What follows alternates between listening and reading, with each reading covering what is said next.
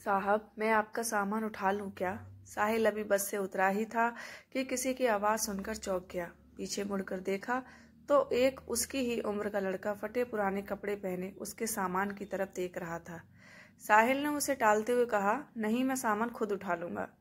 यह सुनकर वह लड़का थोड़ा सा निराश हो गया और बोला, साहब कुछ भी दे दीजिएगा, बहुत मजबूर हूँ, कुछ खाने का इंतजाम हो जाएगा। साहिल झुंझलाकर उसकी ओर देख रहा था। उस लड़के की आंखों में उसे आंसू नजर आ रहे थे। फिर उसने गौर से उसे देखा तो समझ में आया यह तो उसके बचपन का दोस्त राहुल है। इस हाल में साहिल ने उससे कहा, पहले मेरे साथ चलो। वह उसे पास के एक ढाबे पर ले गया। क्या खाओगे? साहिल के पूछने पर लड़के ने कहा, नहीं साहब, अगर आप सामान उठवाओगे तो ही मैं कुछ लूंगा। साहिल हंसते हुए बोला, हाँ मैं जानता हूँ तुम बहुत खुददार हो, किसी की मदद नहीं लोगे। सामान बाद में उठा लेना, पहले कुछ खा लो। बैठो, मैं भी आया। लड़का डरते डरते सामने पड़ी मेज कुर्सी पर बैठ गया। साहिल कुछ देर में आकर उसके सामने वाली कुर्सी पर बैठ जाता है। साहिल उससे पूछता है, तुम इस हाल में कैसे? मेरा मतलब है कुछ अपने बारे में बताओ। राहुल ने बताया, साहब मेरे पिता इसी गांव में एक किसान थे। गांव के जमींदार से कर्ज लेकर उन्होंने फसल उगाई थी, लेकिन सारी फसल खराब हो गई। कर्ज का ब्याज बढ़ता गया। जमींदार ने खेतों पर, बैलों पर और घर पर कब्जा कर लिया। पिताजी ये सब बर्दाश्त न कर सके और फांसी लगा ली। मैं तब छोटा था। कुछ दिन बाद माँ भी चल बसी। स्कूल जाना तो दूर, गांव में कोई काम न मिला, भूखे मरने लगा। तब से जो भी काम मिलता है वह कर लेता हूँ। दोपहर को बस के आने पर कोई कोई सवारी सामान उठवा लेती है तो खाने का जुगाड़ हो जाता है। तभी खाना आ गया। खाना देखकर राहुल बोला, साहब ये तो बहुत महंगा होगा, मेरी मजदूरी तो बस 10 रुपये बनती है, ये सब मैं कैसे चुका पाऊंगा? साहिल हंसते हुए बोला, अभी मैं आया हूँ, वापस भी जाऊंगा, तब मेरा सामान उठा लेना। साहिल उसे जानबूझकर अपनी पहचान नहीं बता रहा था। उसे पता था अगर उसने ऐसा किया तो राहुल उससे मदद नहीं लेगा। राहुल बहुत भूखा था। वह जल्दी जल्दी खाना खाने लगा। इधर साहिल कुछ देर के लिए पुराने दिनों में खो गया। उस समय दोनों एक ही स्कूल में पढ़ते थे, दोनों साथ खेलते थे। राहुल पढ़ने में बहुत तेज था, उसमें और साहिल में हमेशा फर्स्ट आने की होड़ लगी रहती थी। साहिल के पिता उसी स्कूल में अध्यापक थे। साहिल के पिता का ट्रांसफर हो गया तो साहिल स्कूल छोड़कर शहर चला गया। आज वह कॉलेज में पढ़ता है। छुट्टियों में गांव के पुराने दोस्तों से मिलने आया था। वैसे उसके चाचा भी इसी गांव में रहते थे। साहिल को यह उम्मीद बिल्कुल नहीं थी कि उसका दोस्त उसे इस हाल में मिलेगा। साहिल अपने ही ख्यालों में खोया हुआ था। तभी राहुल ने उसे कहा, साहब मेरा खाना हो गया, चलिए आपका सामान उठा लेता हूँ। साहिल ने जवाब दिया, अभी चलते हैं, बैठो और कुछ अपने बारे में बताओ। अब कहाँ रहते हो और आगे क्या करोगे? राहुल ने जवाब दिया, साहब क्या करोगे मेरे बारे में जानकर? मेरे जैसे लोग ऐसी ही सड़क पर मजदूरी करते रहते हैं और एक दिन ऐसे ही मर जाते हैं। एक समय था हमारे पास भी सब कुछ था। वो जो सामने आप स्कूल देख रहे हैं, मैं वहाँ पढ़ा करता था। साहिल बोला, अब पढ़ने का मन नहीं करता? राहुल बोला, साहब माता पिता का साया क्या होता है ये उनके जाने के बाद पता लगता है। मेरे पिता मुझे सरकारी अफसर बनाना चाहते थे। साहिल उसकी बातें गौर से सुन रहा था। राहुल को एक पल के लिए भी यह एहसास नहीं हुआ कि यह तो उसका बिछड़ा हुआ दोस्त है, क्योंकि साहिल के नयन नक्श से लेकर उसका पहनावा सब बदल चुका था। राहुल ने पूछा, साहब आप यहाँ किसके घर आए हैं? साहिल ने अपनी पहचान छिपाते हुए कहा, नहीं, बस ऐसे ही गांव घूमने आया था। यहाँ कोई होटल मिल जाएगा रुकने के लिए? हाँ साहब, बस स्टैंड के पीछे ही एक होटल है। आपके शहर जैसा तो नहीं, पर ठीक ठाक है, मैं आपको वहीं ले चलता हूँ, राहुल बोला। साहिल ने हाँ में सर हिलाया। राहुल सामान लेकर आगे आगे और साहिल उसके पीछे पीछे चलने लगा। कुछ ही देर में वे होटल में पहुंच गए। साहिल ने एक कमरा लिया। राहुल उससे कहने लगा, साहब मैं अब चलता हूँ, जब आपको जाना हो तो बता देना, मैं आपका सामान लेने आ जाऊंगा। साहिल बोला, अरे रुको, ये कमरा मैंने दोनों लोगों के लिए लिया है, तुम मेरे साथ रहोगे। राहुल बोला, नहीं साहब, कहाँ मैं और कहाँ आप? वैसे भी तो मैं कहीं भी सो जाता हूँ। मेरा बिस्तर एक पेड़ के ऊपर रखा होता है, वहीं पेड़ के नीचे चबूतरे पर सो जाता हूँ, मुझे जाने दो साहब। साहिल बोला, मुझे तुमसे बहुत सी बातें करनी हैं। जब तक मैं यहाँ हूँ तुम मेरे साथ रहोगे। मैं यहाँ किसी को न जानता नहीं हूँ, तुम मुझे पूरा गाँव घुमाओगे।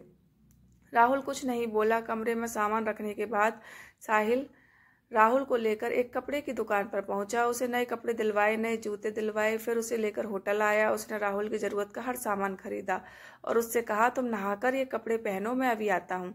राहुल को कुछ समझ नहीं आ रहा था। उसने नहा धोकर नए कपड़े पहने, अपने आप को शीशे में देख ही रहा था, तभी साहिल आ गया। राहुल अपने कपड़ों को देखकर रो रहा था। साहिल बोला, क्या हुआ, कपड़े अच्छे नहीं हैं? राहुल बोला, नहीं साहब, माँ की याद आ गई। वो अपने हाथ से सिलकर कपड़े पहनाया करती थी। कल मैं आपको अपना घर दिखाऊंगा जो जमींदार ने हत्या लिया है। साहिल उससे बैठकर बातें करने लगा। कितना कर्जा था तुम्हारा? राहुल ने कहा, साहब, जब मिलाकर 50-60 हजार था, अब तो 80-90 हजार हो गया होगा।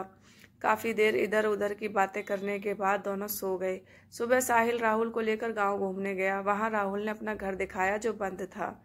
फिर वह उस पेड़ के नीचे ले गया जहां कल तक वह सोता था। राहुल बोला, साहब, ये पेड़ ही मेरे माँ बाप हैं, मैं यहीं सोता हूँ। साहिल बोला, राहुल, मैंने तुमसे झूठ बोला था, मैं गांव घूमने नहीं, सिर्फ तुमसे मिलने आया था। यह सुनकर राहुल चौंक गया। साहिल ने बताया, मैं तुम्हारे बचपन का दोस्त साहिल हूँ। यह सुनकर राहुल गौर से साहिल के चेहरे को देखने लगा। उसे अब उसमें अपना दोस्त नजर आने लगा। उसकी आंखों से टप टप आंसू बह रहे थे। साहब, आप? वह कुछ बोलता इससे पहले साहिल ने कहा, साहब नहीं, साहिल, तुम्हारा दोस्त। राहुल कुछ बोल न सका। वह बस एकटक साहिल को देखे जा रहा था। उसके अंदर का सैलाब अब उमड़ने लगा था। इतने सालों का दर्द उसकी आंखों से बह रहा था। आज उसका कोई अपना उससे मिलने आया, इस बात पर अभी भी उसे विश्वास नहीं हो रहा था। साहिल ने उसे चुप कराया। फिर वह उसे लेकर अपने चाचा के घर गया। साहिल के चाचा सब पहले से जानते थे। साहिल ने उनसे कुछ बात की। साहिल के चाचा एक संपन्न किसान थे। उन्होंने अपने साथ कुछ और किसानों को इकट्ठा किया और जमींदार के घर पहुंच गए। साहिल के चाचा ने जमींदार से पूछा, इसके पिता पर कितना कर्ज है? जमींदार ने अकड़ से कहा, कौन चुकाएगा? इसके पास तो फूटी कौड़ी नहीं है, नहीं तो इसका बाप फांसी नहीं झूलता। सब मिलाकर 1 लाख है। साहिल ने अपने चाचा को इशारा किया। उन्होंने बैग से 1 लाख रुपए निकालकर जमींदार के सामने रख दिए और कहा, इसके खेत, मकान और बैल अभी वापस चाहिए।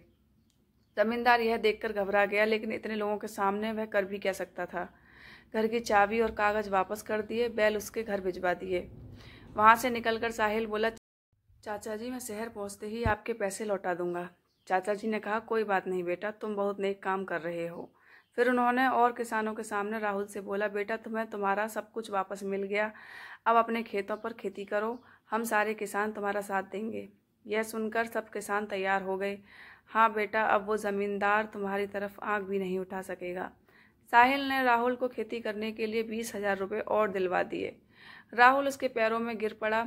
उसे उठाकर साहिल ने कहा, दोस्त, अब तुझे आगे निकल कर दिखाना है। अगली बार जब मैं गांव आऊं तो मेरा दोस्त मुझे खुशहाल मिलना चाहिए। यह कहकर साहिल ने राहुल को गले लगा लिया। अगले दिन साहिल शहर चला गया। वहां से उसने अपने चाचा के पैसे बैंक में जमा करा दिए।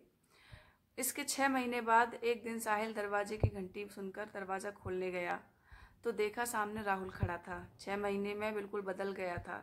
साहिल ने उसे गले से लगा लिया। अंदर आकर उसने साहिल के माता पिता के पैर छुए। साहिल बोला, अचानक यहाँ कैसे? सब ठीक है ना? उस जमींदार ने परेशान तो नहीं किया? राहुल बोला, नहीं यार, सब ठीक है। तेरे चाचा और दूसरे किसान ने मेरी बहुत मदद की। अब तो सब ठीक है। मेरी फसल भी अच्छी, उसकी कमाई से तेरा कर्जा चुकाने आया हूँ। ये 20,000 हैं, बाकी धीरे धीरे चुका दूंगा। साहिल बोला, तू मेरा भाई है, मैंने कोई कर्ज नहीं दिया था तुझे, तूने कैसे सोच लिया? ये मैं नहीं ले सकता। लेकिन राहुल जिद करने लगा। तब साहिल के पिता ने कहा, बेटा रख लो, ये इसकी खुददारी है। जो शिक्षा मैंने दी थी यह उसी का पालन कर रहा है। साहिल पैसे रख लेता है। फिर राहुल शर्माते हुए उसे अपनी शादी का कार्ड पकड़ा देता है। साहिल कहता है, अरे ये क्या, तू शादी कर रहा है? तभी साहिल के पिता ने कहा, हाँ, जब तूने हमें सब बताया तभी मैंने तेरे चाचा से इसके लिए अच्छी सी लड़की देखने के लिए कहा था। कब तक घर में अकेला रहेगा? राहुल बोला, मैं आप लोगों का एहसान जिंदगी भर नहीं भूल सकता, मेरी तो कोई औकात नहीं थी। साहिल बोला, सब ऊपर वाला करता है, सब उसी के हाथ में है। तेरे अच्छे दिन आने थे, मैं नहीं आता मदद करने तो ऊपर वाला किसी और को भेज देता। कुछ दिन बाद साहिल अपने परिवार के साथ राहुल की शादी में पहुंच गया। उन्हें देखकर राहुल बहुत खुश हुआ। उनके साथ पूरा गांव दोनों की दोस्ती की मिसाल देने लगा।